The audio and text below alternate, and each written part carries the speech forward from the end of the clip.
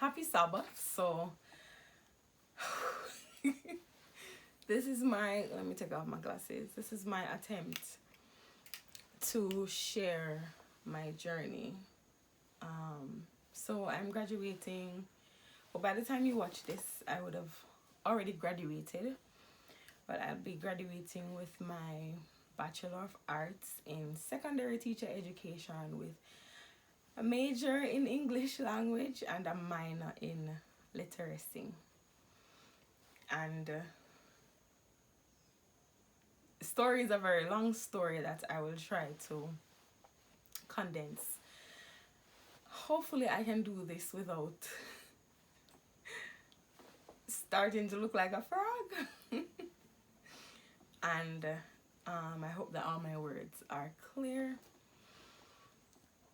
So, a story is not a unique story, and I am not a unique person. The only thing that makes anything spectacular about this story or about me is the fact that God was the one who literally over the past 6 years carried me through. And when I say literally, I literally mean literally. So in 2015, when I would have finished upper six, and all my classmates were applying to UWI and doing the most about university, I told my poor self with two unemployed parents that, Aisha, go look at work. Alright, that university is really not for you. And the truth is, I only applied to university because it was the right thing to do. You finish in high school and there's this sort of universal expectation that the next thing that you're gonna do is get a degree.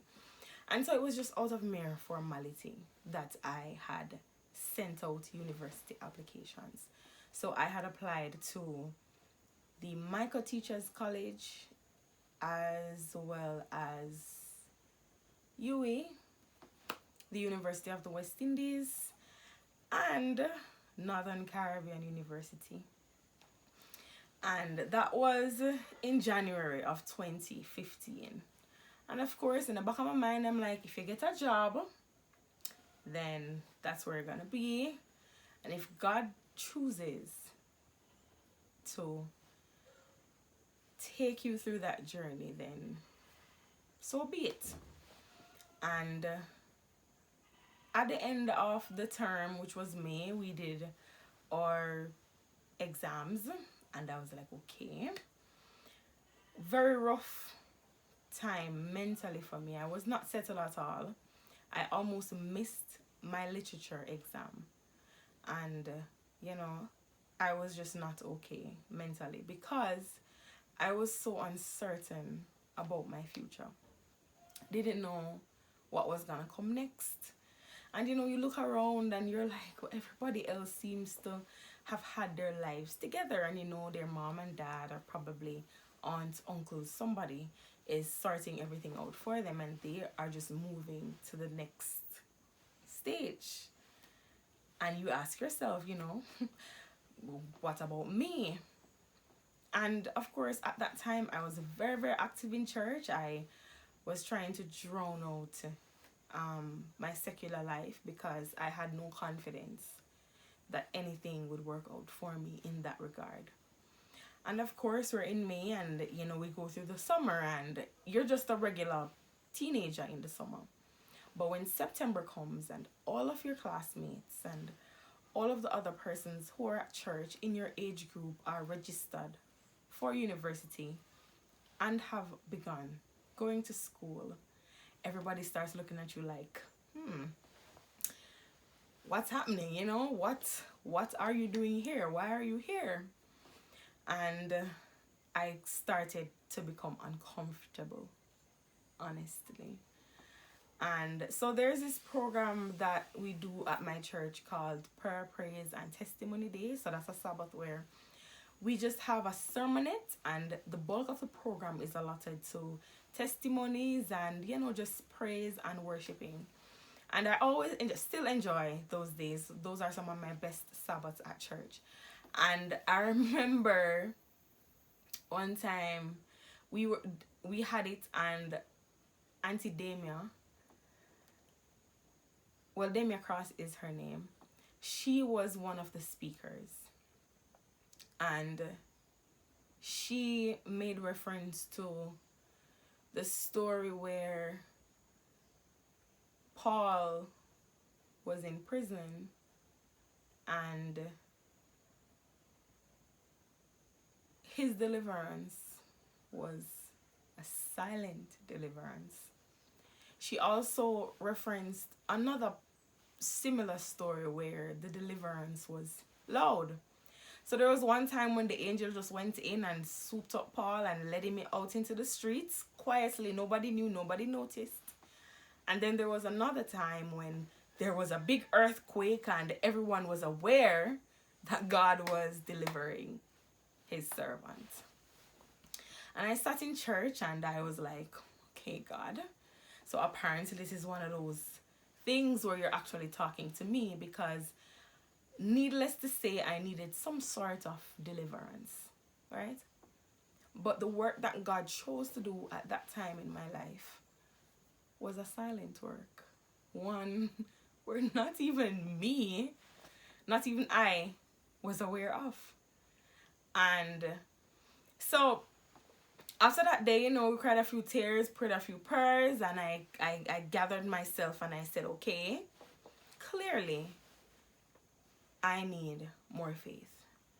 And so in 2015, I challenged myself that I am going to work on my faith. And, you know, just take a different kind of journey with God, and be brave and be blind and be stupid, you know, and just do things and trust God to work it out. So that's when I came up with getting a theme for the year and a text and a song that I would use to pull me through. And so in 2015, I wrote a song called Holding On. And it said, I stand here in the midst of all the rage, fighting as I try to fix my gaze. The fear is so much deeper than my faith. And the fight is so much clearer than your will. And it's hard to forget the bitter past when the future doesn't promise covered scars. And the battle doesn't look like I'll get out. And the crowd puts no limit to my doubt. But I'm holding on, the chorus says. And you know, that song kind of gave me some momentum, and every time I felt discouraged, I would sing it. So we get to August, and you know, August is about to end. I call Auntie Erica. I say, Auntie Erica, I want to go to school. And Auntie Erica knows the situation that I'm in. We don't have any rich parents. We don't have any funds to pull from. And so it was just God and I and the people who were praying for me at the time. And Auntie Erica suggested student loan. I said, all right, thought about it. If it's the only option that I have, then it is what it is. And I asked around, you know, and none of the persons that I asked at that time were willing to be my guarantor. But I said, hey, God, we said we're working on our faith and we're just going to keep it pushing. So I said, all right, no guarantors for student loan. Did the student loan application just the same. But, you know, that didn't get anywhere because... So by that time, I don't have any notes, so I might be all over the place. By that time, I would have applied to NCU, completed my application, submitted all my documents, and gotten a, what's that letter called again? Acceptance letter. I would have gotten an acceptance letter from NCU. I would have also gotten an acceptance letter from Michael. But of course, I didn't want to go to Michael. Honestly, I really prefer Christian education. at the time it was just Christian education, but now I confidently say I prefer Adventist Christian education. So I was there and I was like, all right, so we're going to NCU. That's a school that we're going to, and we are trying to figure out how it's gonna work now, because I live in St. Andrew and NCU is in Manchester. I didn't I don't know anybody from did not know anybody from Manchester, or so I thought. And so while Auntie Erica was dealing with all the letters and, you know, working out the different things, I was in my mind thinking about where I was gonna live, where I was gonna stay, because of course, if you don't have the tuition, then certainly don't have the dorm fees. So I was just thinking of other things. So this is the first miracle that God worked on the journey. One day I was sitting and I was like, okay, God, you said that I should have faith. So we're going to NCU, right? By that time, the semester would have already started, so I couldn't start in September. So I was still getting the stares, and I was still getting the awkward questions, and I was still getting the pressure from people. And I understand those people who caused me pain because it hurt. They had my interest, the best interest at heart. And so they were only asking those awkward questions and having those uncomfortable conversations, you know, just to express that they want better for me. And that's fine. So I'm not being shady. I'm just saying, sometimes when you see people in their stillness, just allow God to work their miracle in the silent way that he chooses to work it. All right, so where are we? We're in September. School started, so of course I couldn't start that semester. So all right, Auntie Erica and I, we said, all right, then January, we're working with the target for January. And so she would have written all the letters, scholarship letters, the whole works. Auntie Erica was there, like I said, from registration right down to graduation. Right, so I set a target for January. So one day I was sitting at home and I was like, okay, so school is there and I'm here. Let's see, how is it gonna work?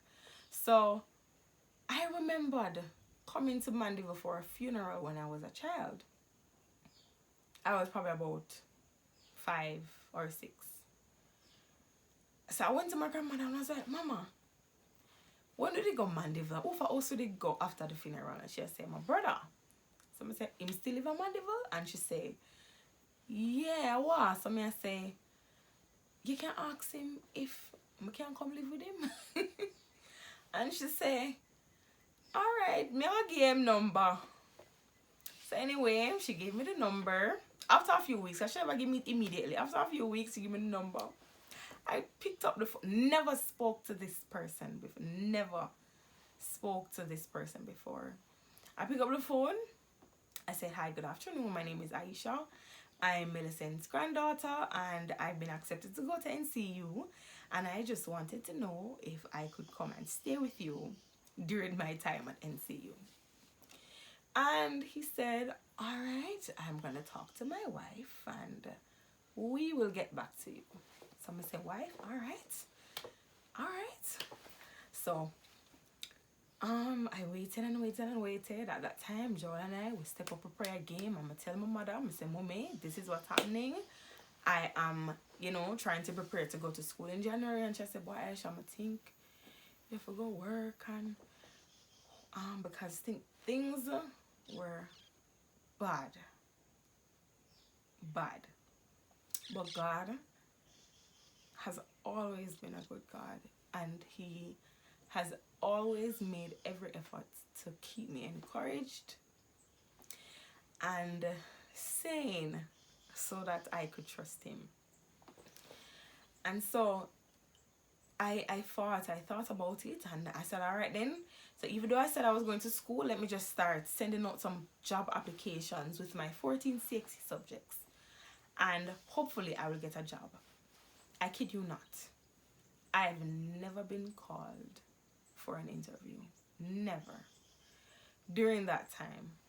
And so when November came, so this was October, and November came now, I got a call from Uncle one day. He said, all right, so I spoke to my wife and we are going to be praying about it.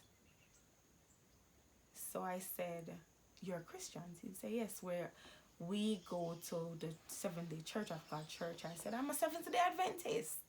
And he was like, oh, really? And I said, yes. And so I said, I'll continue to pray about it too, and I hope that you make a decision that pleases God.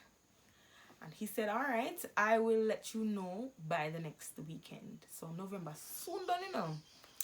So I'm there, and we're praying, and we're praying, and we're praying, and we're praying, and we're praying. And I get a call a Sunday to say, Aisha, you can ask your grandmother to follow you, come down here one Sunday.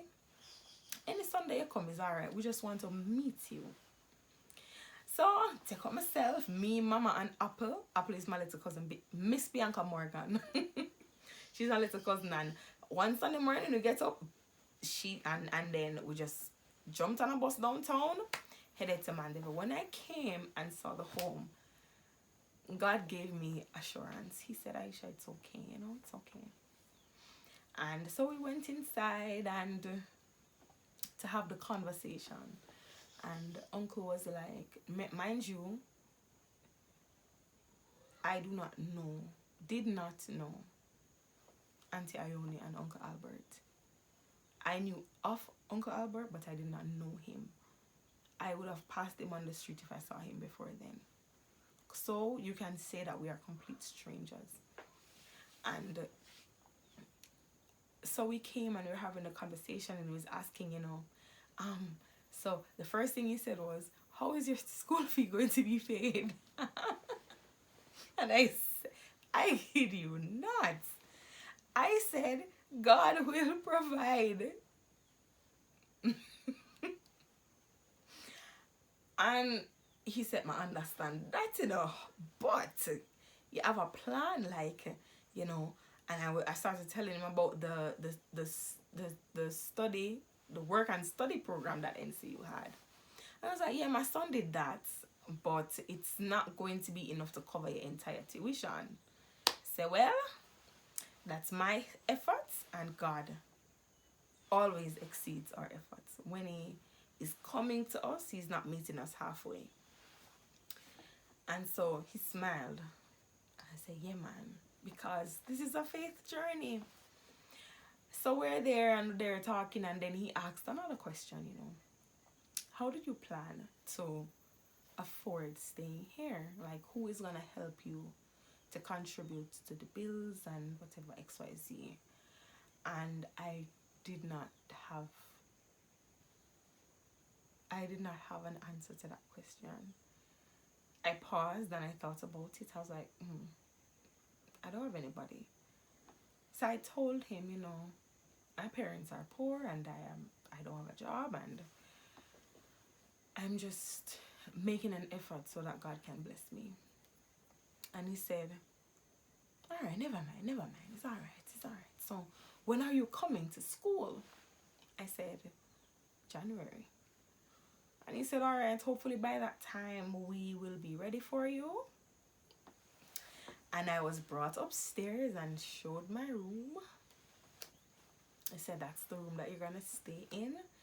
When I came on that Sunday, there were 2 beds. He said, I don't know if you want me to take out that bed and leave this one, or you want both of them to stay. And I'm like, at the time I said I don't mind. I didn't mind having both beds because, you know, I'm a student. So, right. I did not care about those small things. So that was the first miracle that God worked out during my time at NCU. I'll bring you up to the first 2 weeks of school. So when I came in January. I came on January 3, 2016. That was a Sunday. So Sunday night we came down. Big up Keegan for dropping me. His family had a reunion and I did not have a ride. My ride disappointed me.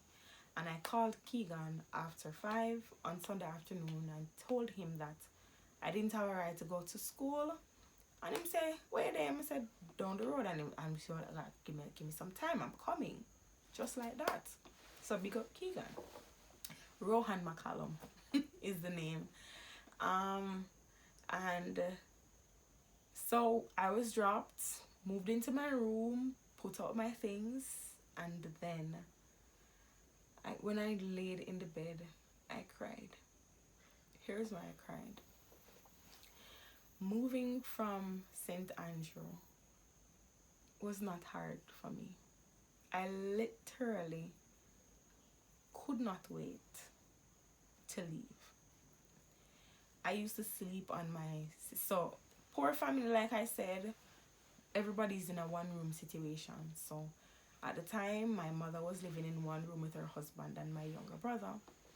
And I used to live there. The older I got, the more uncomfortable I became. And so I decided to stay with my sister. She had 2 girls at the time, so pure females, you'd feel a little bit more comfortable in a one-room situation. And I was 19, so. Right, so I was sleeping on my sister's floor before I came to Mandeville to live with my uncle and aunt. And so that night when I laid in the bed and I looked up in the roof, I was like,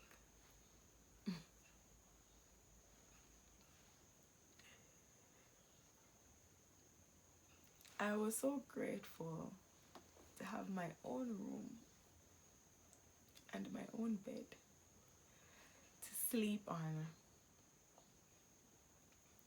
for the first time in my life. Right, so I got up the Monday morning, of course. As I wake up, guess who's calling? Auntie Erica. Aisha, you settled?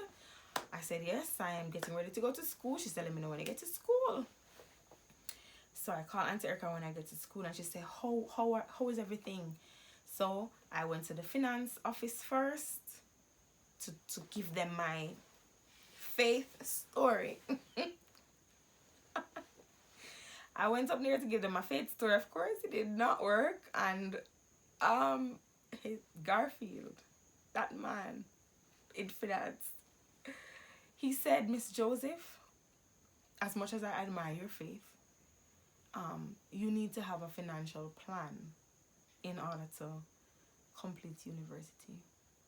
I've seen many students start and have to pull out. And at the time he was saying it, I was like, sir, let's move on to the parts where you register me and I go to my classes and come back to you when I have your money. And at the time, we needed 50% deposit, of course. I went down there with $36,000. That's not 50% of my tuition. That's not even 50% of the 50%. Anyway, but that's what I had. And I gave it to them. And he said, all right, I'm going to send you to Eunice for you to get your ID. And then you can go to your advisor. So that you can start the registration process, but I can't fully register you. So it's okay. We have time. So I met my advisor. She started going through the courses with me and all of that. And while I was there, she asked me, how is the financial situation? And I said, it's not looking so good right now, but I'm sure something will happen in time. And she said, all right, I'm not going to register you for a lot of courses so that if the money is less, hopefully you will have a better chance of being registered. Smart move though. I'm not knocking it. It's okay. And so I registered for 4 courses for my first semester. So when I was finished with her, I ran back up to finance and, you know, just to check to see if I have found favor. And the gentleman said, all right, Miss Joseph, there was an additional 30 something thousand dollars that was deposited in your account. So I'm gonna go ahead and register you, and I'm giving you by February 20 something to come up with another portion of the tuition, and of course you will have to complete the payment by the time of final exams, or you will not be able to write your final exams. I said, all right, fine. God and time. So I'm getting time to complete the payment. So by that time it was Friday, and so that entire first week was me going back and forth from my advisor to the student finance, and, you know, just sorting out a few things. But I was registered, fully registered, had access to my classes, had access to all the services that came with registration, like printing and health insurance and all those fancy things by the end of week 1.